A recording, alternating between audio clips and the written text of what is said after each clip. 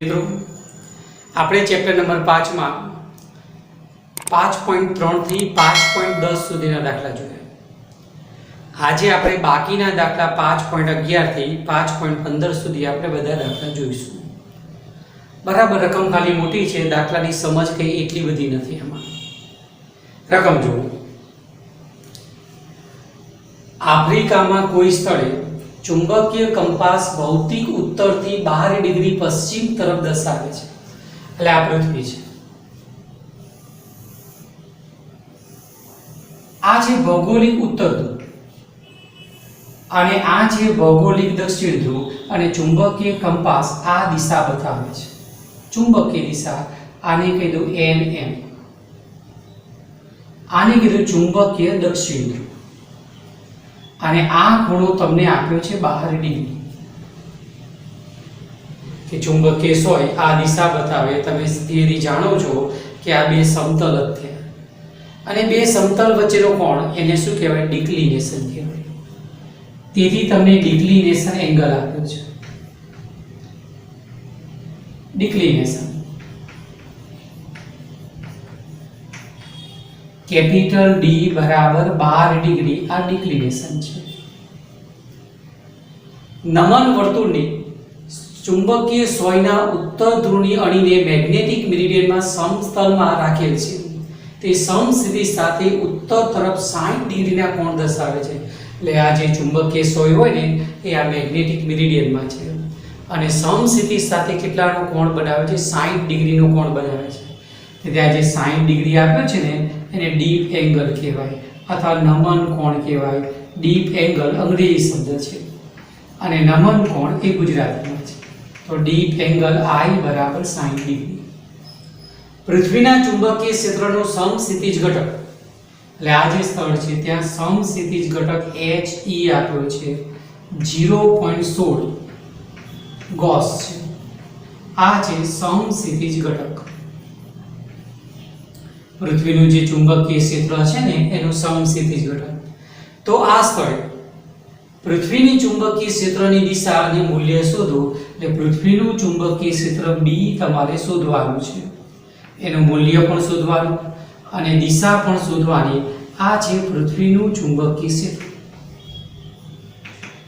એનું મૂલ્ય અને દિશા શોધો। ડિક્લિનેશન આપ્યો છે, ડીપ એંગલ એટલે નમન કોણ I બરાબર 60 ડિગ્રી આપ્યો છે। તે સ્થળે પૃથ્વીના ચુંબકીય ક્ષેત્રનો સમસ્થિતિજ ઘટક આપ્યો છે, પૃથ્વીનું ચુંબકીય ક્ષેત્ર B આપ્યું છે। હવે તમે આવું સૂત્ર જાણો છો, He બરાબર સમસ્થિતિજ ઘટક બરાબર BE cos I। આ સમસ્થિતિજ ઘટક। હવે તમારે શોધવાનું BE છે। ચલો BE ને સૂત્ર કરતા બનાવી લો તો He ભાગ્યા cos I। He ની કિંમત કેટલી? 0.60 ગોસ છે, ગોસ એકમમાં આપી છે, ગોસમાં રાખીશું તો લાસ્ટ જવાબ પણ ગોસ એકમમાં આવશે છેદમાં cos I ની કિંમત 60 ડીપ એંગલ। તમને બધાને ખબર છે કે cos 60 ની કિંમત કેટલી? તો કે 1/2। તેથી 0.16 ભાગ્યા cos 60 ની કિંમત 1/2। બે ક્યાં જશે? ઉપર આવશે, એટલે બે છે ને ઉપર આવશે તો કેટલા થશે? 0.32 અને આ કિંમત ગોસ એકમમાં હતી, તેથી લાસ્ટ જવાબનું પણ ચુંબકીય ક્ષેત્રનો એકમ પણ કયો? ગોસ। આ આવ્યું મૂલ્ય। હવે આ ચુંબકીય ક્ષેત્રની દિશા કઈ? તો તમે જોઈ શકો છો કે ડાયરેક્શન ચુંબકીય સોય આ દિશામાં ગોઠવાય પૃથ્વીના ચુંબકીય ક્ષેત્ર પ્રમાણે। તેથી B સદિશની દિશા કઈ? તો કે ઉત્તરથી પશ્ચિમ તરફ, આ પશ્ચિમ દિશા કહેવાય। ઉત્તરથી પશ્ચિમ તરફ 12 ડિગ્રીના કોણે B સદિશની દિશા કઈ? તો કે ઉત્તરથી પશ્ચિમ તરફ 12 ડિગ્રીના કોણે અને તે સમસ્થિતિ સાથે કેટલાનો ખૂણો બનાવે? ડીપ એંગલ કેટલો છે? 60 ડિગ્રી। તેથી તે સમસ્થિતિ સાથે 60 ડિગ્રીના ખૂણો બનાવતી દિશામાં, ફરીથી બી સદિશની દિશા કઈ તો આ ડાયરેક્શન, અને સમસ્થિતિ સાથે કેટલાનો ખૂણો બનાવે 60 નો, જે ડીપ એંગલ છે ને એટલો ખૂણો બનાવે. એટલે આ રીતે માનો કે ડાયરેક્શન આમ હોય તો આ રીતે, અને આ ખૂણો 60. એટલે હંમેશા બી સદિશની દિશા કઈ તો લાસ્ટ જવાબમાં લખવાનું કે બી સદિશની દિશા કરીને લખવાનું, બી સદિશની દિશા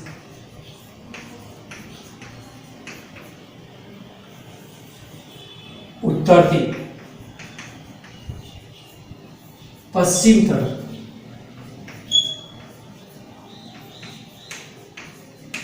12 ડિગ્રીના ખૂણે, અને તે સમસ્થિતિ સાથે 60 ડિગ્રી ખૂણો બનાવતી દિશામાં,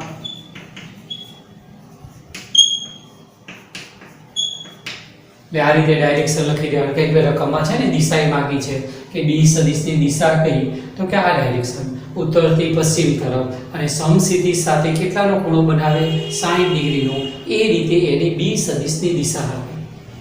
સ્વાધ્યાયનો 12મો દાખલો. એક નાના ગજિયા ચુંબકની મેગ્નેટિક મોમેન્ટ 0.48 જૂલ પ્રતિ ટેસ્લા છે. સ્મોલ m આપ્યો છે મેગ્નેટિક મોમેન્ટ. ચુંબકના કેન્દ્રથી 10 સેમી અંતરે ચુંબકીય ક્ષેત્રની દિશા અને મૂલ્ય શોધો. ક્યાં? એક અક્ષ ઉપર, અને ચુંબકની વિષુવરેખા પર આ બંને વસ્તુ શોધવાની છે, ચુંબકીય ક્ષેત્રની દિશા અને મૂલ્ય. પહેલા આપણે અક્ષ ઉપર શોધીએ. આ મેગ્નેટ છે, આ S અને N કહ્યું. આની અક્ષ કહેવાય. આમ પસાર થાય ને એની અક્ષ કહેવાય. અક્ષ ઉપર માનો કે P બિંદુ છે, અને કેટલા અંતરે છે તો કે 10 સેમી અંતરે આ P બિંદુ છે. R બરાબર 10 સેમી અંતર કહ્યું, અને P બિંદુ પાસે ચુંબકીય ક્ષેત્ર B કેટલું, મૂલ્ય અને દિશા શોધવાની છે. હવે અક્ષ વાળું સૂત્ર વિચારીએ તો ચુંબકની અક્ષ પર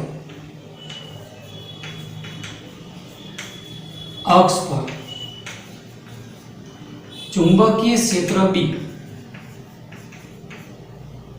બરાબર 2 μ0/4π L અપોન R. કેવું ચુંબક કેવું છે, બહુ નાનું છે, એટલે આપણે આ સૂત્ર એપ્લાય કરી દીધું.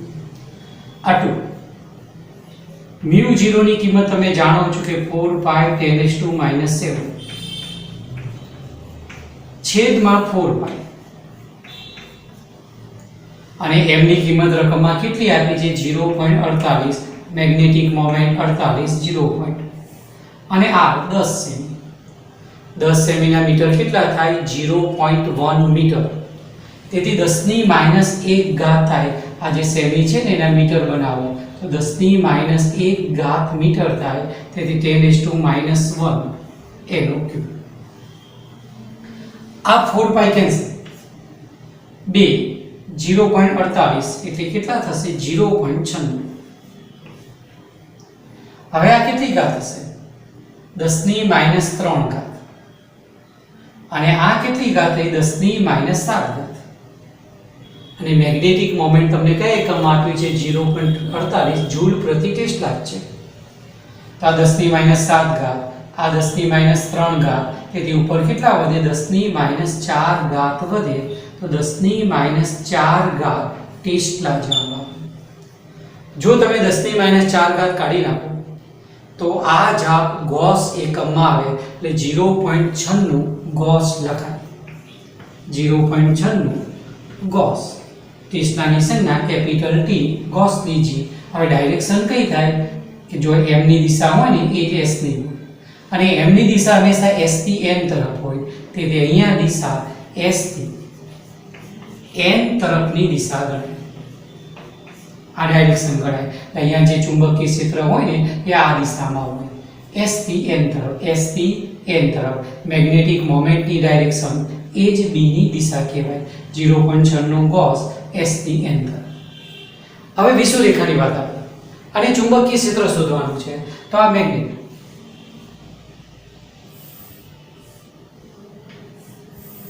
આ S અને M, આની વિષુવરેખા કહેવાય. લંબ દ્વિભાજક રેખા હોય ને એને વિષુવરેખા કહેવાય. અને વિષુવરેખા પર 10 સેમી અંતરે આ P ડેશ બિંદુ R બરાબર 10 સેમી. હવે આ દિશામાં આ P ડેશ બિંદુ પાસે ચુંબકીય ક્ષેત્ર કેટલું, તો વિષુવરેખા વાળું સૂત્ર કયું, આ સૂત્ર લખવાનું, ખાલી આગળ 2 નહીં આવે. તેથી વિષુવરેખા પર ચુંબકીય ક્ષેત્ર B is equal to mu 0 upon 4 pi M upon R cube. ચલો આપણે કિંમત મૂકી દઈએ. તો B is equal to mu 0 ની કિંમત 4 pi 10⁻⁷ છેદમાં 4 pi. M ની કિંમત 0.48, R ની કિંમત 0.1 સેમીના મીટર બનાવો, 10⁻1 ઘાત એનો 4 pi ઉડી ગયા તો 0.48, આ 10⁻7, આ 10⁻3, 10⁻4 ઘાત ટેસ્લા. જો ગોસમાં કન્વર્ટ કરો તો 0.48 ગોસ કેપિટલ G આ સંજ્ઞા થઈ આ વિષુવરેખા માટે. હવે ડાયરેક્શન કઈ હોય, તો હંમેશા ચુંબકીય ક્ષેત્રની દિશા S થી N તરફ બહારના ભાગમાં આમ હોય. તેથી જે દિશા M ની દિશા હોય એ જ B ડેશ ની હોય. તેથી અહીંયા તમે સ્પર્શક દોરો તો સ્પર્શક પ્રમાણે બહારના ભાગમાં હંમેશા કેવી રીતે હોય, N થી S તરફ હોય આ બાજુ, અને અંદરના ભાગમાં S થી N તરફ હોય, N થી S તરફ. તેથી M સદિશની દિશા આમ થઈ. તો B સદિશની દિશા પણ એ દિશામાં થશે. એટલે અહીંયા ડાયરેક્શન માટે શું લખીશું, N થી S તરફ. હંમેશા ચુંબકીય ક્ષેત્ર હોય ને એ બહારના ભાગમાં N થી S તરફ આમ હોય, અંદર S થી N હોય, અને આને તમે સ્પર્શક દોરો તો સ્પર્શક આમ થાય. એ દિશા કોની થાય, B ડેશની દિશા થાય. કે ક્ષેત્ર રેખાની લાક્ષણિકતા યાદ કરો. ક્ષેત્ર રેખા ઉપર કોઈ પણ બિંદુ પાસે તમે સ્પર્શક દોરો તો એ સ્પર્શક તે બિંદુ પાસે B સદિશની શું બતાવી, દિશા. હવે આ દિશા નીચે થઈ એટલે કઈ ડાયરેક્શન થઈ, N થી S તરફની દિશા થઈ. સ્વાધ્યાયનો 13મો દાખલો. સમશીર્ષ સમતલમાં મૂકેલા એક નાના ગજિયા ચુંબકની અક્ષ ચુંબકીય ઉત્તર દક્ષિણ દિશા સાથે એક રેખસ્થ છે. એટલે આ રીતે મેગ્નેટ છે. આ N ધ્રુવ, આ S ધ્રુવ, એ રીતે આ બાજુ પણ ચુંબકીય M અને SM કીધું. એટલે પૃથ્વીનું ચુંબકીય ક્ષેત્ર છે ને એ રીતે આ ચુંબક એક રેખસ્થ ગોઠવાયેલું છે આ રીતે. ચુંબકની અક્ષ પર તેના કેન્દ્રથી 14 સેમી અંતરે તટસ્થ બિંદુ મળે છે. અહીંયા મળ્યું તટસ્થ બિંદુ 14 સેમી અંતરે, એટલે આટલેથી આટલું અંતર R બરાબર 14 સેમી કહી દઉં છું. આ 14 સેમી અંતરે આ તટસ્થ બિંદુ P, આ તટસ્થ બિંદુ. તટસ્થ બિંદુનો અર્થ કેવો થાય કે ત્યાં પરિણામી ચુંબકીય ક્ષેત્ર કેટલું, 0. મતલબ આ ચુંબકનું ચુંબકીય ક્ષેત્ર અને પૃથ્વીનું ચુંબકીય ક્ષેત્ર બંને સરખા હોય અને પરસ્પર વિરુદ્ધ હોય. તેથી અહીંયા પરિણામી ચુંબકીય ક્ષેત્ર 0.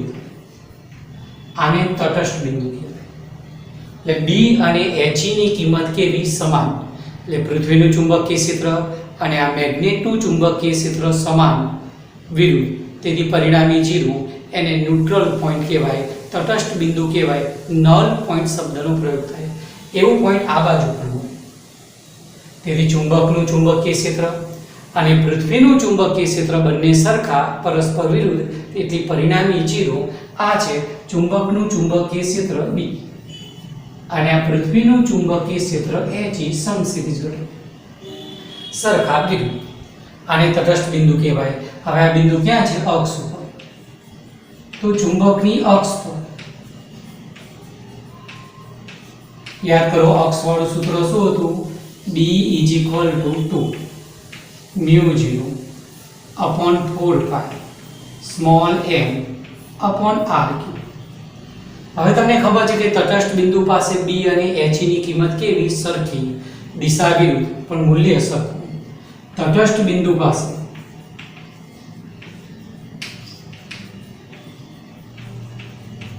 B HE, અહીંયા છે ને સમસીધી શબ્દ વાપર્યો છે, અહીંયા જે cos વાળું પદ આવે ને એ cos 0 ની કિંમત 1, આ વાત અહીંયા મૂકી દો।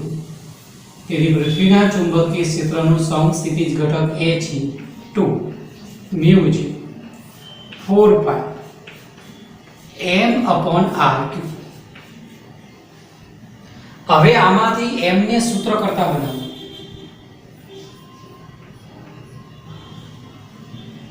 તો શું પદ થશે?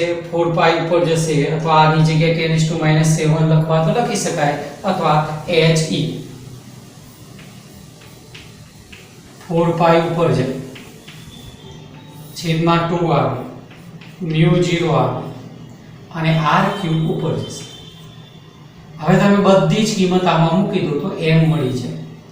He ની કિંમત સમસ્થિતિજ ઘટક કેટલો આપ્યો છે? 0.36 ગોસ। તેથી 0.36 ગુણ્યા 10⁻⁴ 4 પાઈ, r ની કિંમત 14 સેમી, 14 ગુણ્યા 10⁻², એનો ઘન સેમીના મીટર બનાવો। μ0 ની કિંમત તમને ખબર છે 4 પાઈ 10⁻⁷, એટલે 4 પાઈ તો ઉડી જવાના, 10⁻⁷, તો આ તમને મળશે m જૂલ પ્રતિ ટેસ્લા। આ m મળી ગયું। હવે તમારે બીજું શું શોધવાનું છે? એને આગળ લખ્યું છે તમને, ચુંબકના કેન્દ્રથી લંબ દ્વિભાજક પર, આને લંબ દ્વિભાજક કહેવાય, આટલા જ અંતર આ બિંદુ પાસે પરિણામી ચુંબકીય ક્ષેત્ર શોધો। હવે આ લંબ દ્વિભાજક એટલે વિષુવરેખા, તેથી વિષુવરેખા વાળું સૂત્ર લખી દો। વિષુવરેખા માટે તમે બધા જાણો છો કે આ સૂત્ર લખવાનું, ખાલી આગળ 2 નહીં લખવાનું। તો વિષુવરેખા માટે B' બરાબર μ0 upon 4 pi m upon r cube. m ની કિંમત તમને અહીંયા જે મળી ને એ મૂકી દેવાની। તો વિષુવરેખા પર આ B' ચુંબકના કારણે ચુંબકીય ક્ષેત્ર મળે। હવે તમને બીજો પ્રશ્ન પૂછાયો, પરિણામી ચુંબકીય ક્ષેત્ર શોધો। તો આ જે ચુંબક છે એનું ચુંબકીય ક્ષેત્ર આમ થાય, અને પૃથ્વીનું ચુંબકીય ક્ષેત્ર પણ આમ જ થાય, એટલે He અને B' ની દિશા એક જ થાય, જે અહીંયા વિરુદ્ધ હતી ને। તો વિષુવરેખા પર બંનેની ડાયરેક્શન કેવી થાય? એક જ થાય। જો વિરુદ્ધ હોય તો બાદબાકી થઈ જતી, એટલે પરિણામી 0 થતું ત્યાં। અહીંયા પરિણામી કેટલું? 0 થતું, પણ આ બંનેની દિશા એક જ થઈ। તો Q બિંદુ પાસે પરિણામી ચુંબકીય ક્ષેત્ર કેટલું? તો કે પરિણામી ચુંબકીય ક્ષેત્ર He એટલે પૃથ્વીનું ચુંબકીય ક્ષેત્રનું સમસ્થિતિજ ઘટક વત્તા B', અહીંયા તમે જે B' ની કિંમત મૂકીને આ બધી કિંમત મૂકો એટલે તમને B' મળે। આ ચુંબકના કારણે વિષુવરેખા ઉપર 14 સેમી અંતરે ચુંબકીય ક્ષેત્ર હતું। હવે આ બંનેનો સરવાળો કરો, જે આવે તે જવાબ પરિણામી ચુંબકીય ક્ષેત્ર વિષુવરેખા ઉપર Q બિંદુ પાસે। ફરીથી આ મેગ્નેટ છે, એની આ અક્ષ છે, આ તટસ્થ બિંદુ છે। તટસ્થ બિંદુ પાસે He અને B સરખા અને વિરુદ્ધ, તેથી પરિણામી 0 થાય। તેથી અક્ષ વાળું મેં સૂત્ર લખી દીધું। તટસ્થ બિંદુ પાસે B અને He સરખા, તેથી આ સૂત્રમાં B ની જગ્યાએ મેં He લખી દીધું। બધી જ કિંમત મૂકી મેગ્નેટિક મોમેન્ટ m શોધી કાઢી। m ની આપણે જરૂરિયાત છે। પછી આ વિષુવરેખા આવી, જેને લંબ દ્વિભાજક રેખા કહેવાય। 14 સેમી અંતરે Q બિંદુ આવ્યું, વિષુવરેખા માટેનું આ સૂત્ર લખી દીધું, અને B' મેં શોધી કાઢ્યો, m અહીંયાથી મૂકી દીધો। કારણ કે ચુંબક નથી બદલાતું, એટલે ડાયપોલ મોમેન્ટ ન બદલાય। હવે પરિણામી ચુંબકીય ક્ષેત્ર, તો બંનેની ડાયરેક્શન સેમ, તેથી પરિણામી ચુંબકીય ક્ષેત્ર કેટલું? તો પૃથ્વીનું ચુંબકીય ક્ષેત્ર વત્તા B', આ ચુંબકનું ચુંબકીય ક્ષેત્ર, બંનેનો સરવાળો કરો એટલું પરિણામી ચુંબકીય ક્ષેત્ર ટેસ્લા એકમ આવશે। આગળના દાખલાની કમ્પેરિઝનમાં છે જે સ્વાધ્યાયનો 13મો દાખલો હતો. એમાં ગજિયા ચુંબકને 180 ડિગ્રી ઘુમાવવા આવે. જે ગોઠવણી હતી ને એન અને મેં એસ આ બાજુ બતાવ્યો તો એ ગોઠવણી ઉલટાઈ છે કે આ બાજુ એન ની જગ્યાએ એસ અને આ બાજુ એન. હવે તમને પ્રશ્ન પૂછ્યો તટસ્થ બિંદુ ક્યાં? આગળની ગોઠવણી હતી ને ત્યારે તટસ્થ બિંદુ અહીંયા મળતું અને અહીંયા પૃથ્વીનું ચુંબકીય ક્ષેત્ર અને ચુંબકનું ચુંબકીય ક્ષેત્ર સમાન અને વિરુદ્ધ હતા. પણ જો ગોઠવણી ઉલટાવવામાં આવે તો આ તટસ્થ બિંદુ વિષુવરેખા પર મળે. કેમ કે જો પૃથ્વીનું ચુંબકીય ક્ષેત્ર HE આમ છે અને આ ગોઠવણી આપણે 180 ડિગ્રી પ્રમાણે ઉલટાવી n પેલી બાજુ હતું એ આમ લાગે તો ચુંબકનું ચુંબકીય ક્ષેત્ર રેખા આમ n થી s તરફ. તેથી આ ચુંબકનું ચુંબકીય ક્ષેત્ર આમ મળશે. હવે B' અને He ની કિંમત સરખી થાય. B' અને He ની કિંમત સમાન બને તો અહીંયા પરિણામી ચુંબકીય ક્ષેત્ર કેટલું? 0. તેથી વિષુવરેખા ઉપર આ r' અંતરે તટસ્થ બિંદુ મળે એવું આ બાજુ પણ મળે. આ r' તમારે શોધવાનું છે. હવે વિષુવરેખા વાળું સૂત્ર લખ્યું. ચુંબકની વિષુવરેખા માટે તમે બધા સૂત્ર જાણો છો કે B' બે ના આવે. અક્ષવાળા સૂત્રમાં આગળ 2 હતા, અહીંયા 2 નથી હોતા. m/r3. આ તટસ્થ બિંદુ પાસે B' અને H ની કિંમત કેવી? સરખી. તેથી તટસ્થ બિંદુ પાસે B' બરાબર He. આ બંને સમાન થાય.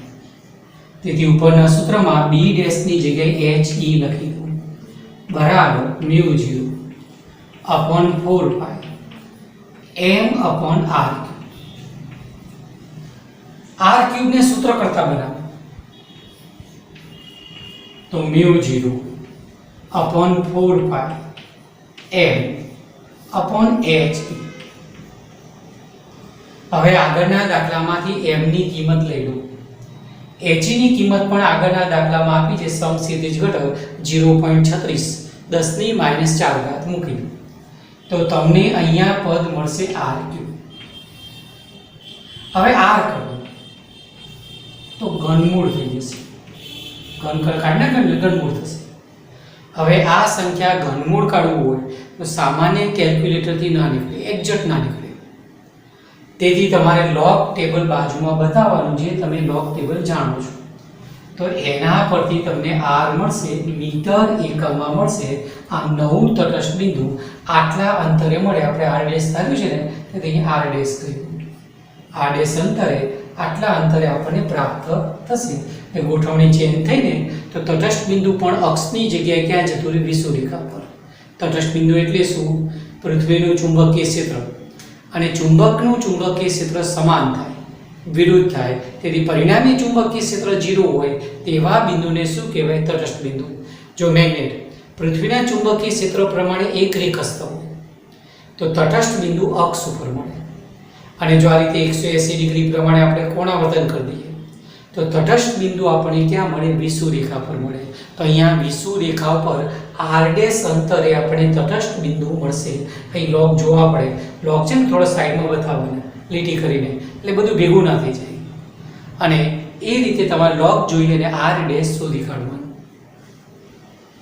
સ્વાધ્યાયનો લાસ્ટ 15મો દાખલો.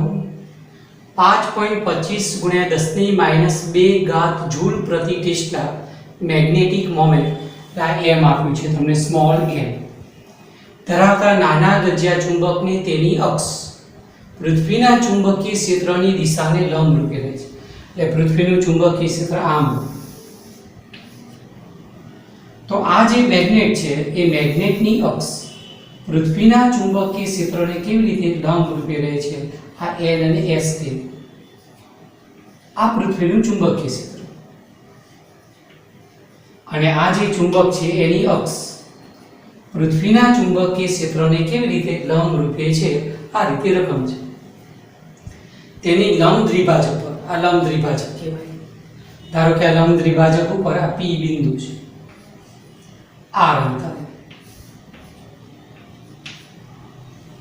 આ P બિંદુ લંબ દ્વિભાજક પર, અને પછી બીજો પ્રશ્ન પૂછાય તેની અક્ષ પર કેટલા અંતરે પરિણામી ચુંબકીય ક્ષેત્ર 45 ડિગ્રીનો કોણ બનાવતું હશે. એટલે આ જે P બિંદુ છે ને ત્યાં પરિણામી ચુંબકીય ક્ષેત્ર આમ છે,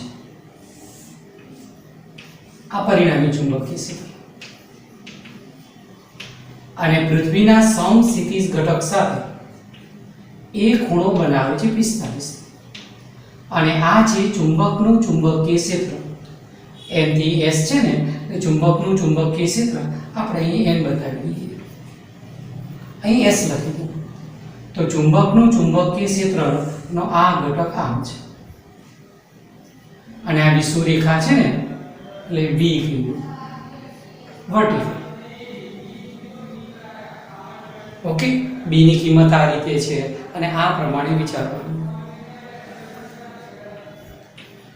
હવે તમે તરત કહેશો કે HE બરાબર શું થશે? તો કે B પરિણામી ચુંબકીય ક્ષેત્ર cos 45,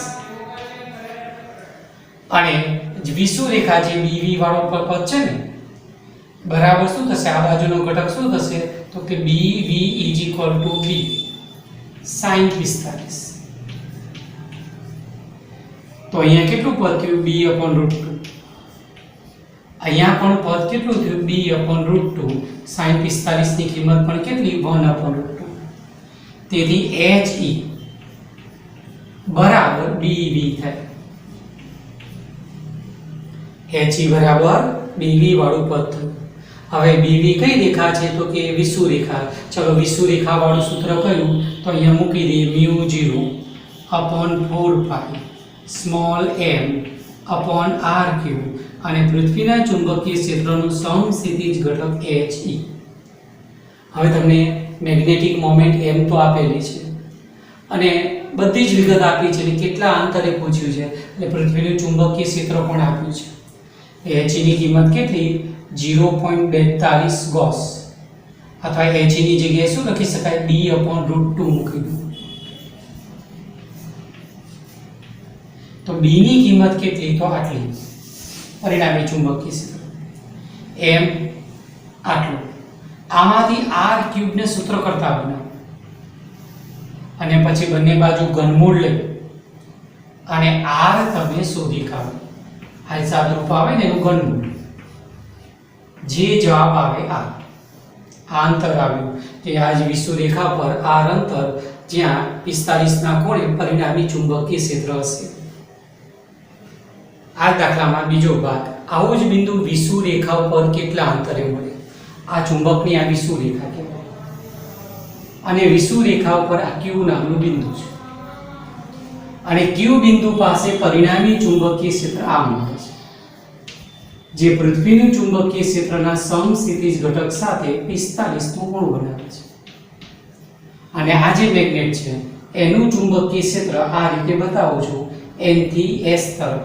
એટલે આમ ક્ષેત્ર રેખા આમથી આમ હોય ને, તેથી આમ બતાવો, અને પરિણામી ચુંબકીય ક્ષેત્ર આપણે આ રીતે બતાવી દઈએ 45. અને આ વિષુવરેખા છે ને, એટલે આપણે અહીંયા આ શબ્દ હતો, તો અહીંયા બીજો કોઈ શબ્દ વાપરી દઈએ, B ડેશ. હવે 45 નો ખૂણો છે ને, એટલે B ડેશ અને HE ની કિંમત કેવી થાય? સરખી થાય. હવે વિષુવરેખા વાળું સૂત્ર કયું? 2μ0/4π m/r ક્યુબ. આ અંતર r કીધું, અથવા r ડેશ કહી દઈએ, તો r ડેશ કહી દઈએ, બરાબર h. આગળના ભાગમાં HE ની જગ્યાએ શું લખ્યું હતું? B/√2. √2 ના લખતા, કારણ કે જવાબમાં મુશ્કેલી આવશે, કેમ કે તમને જે 0.42 આપ્યું છે ને એ HE જ આપ્યું છે. તેથી HE ની કિંમત આગળના ભાગમાં પણ 0.42 મૂકજો, છેદમાં √2 લખવાની જરૂર નથી, એટલે આગળના ભાગમાં એટલો સુધારો કરજો, √2 ન લેતા. h. હવે તમારી પાસે આ બધી જ કિંમત છે, r ડેશ ક્યુબ ને સૂત્ર કરતા બનાવો, પછી બંને બાજુ ઘનમૂળ લો, અને આર ડેશ તમને મળી જશે વિષુવરેખા ઉપર. આ બિંદુ તમને પ્રાપ્ત થશે. થોડું લોગ ટેબલ જોવો પડશે તમારે અને એની મદદથી તમે આર ડેશ શોધી કાઢો.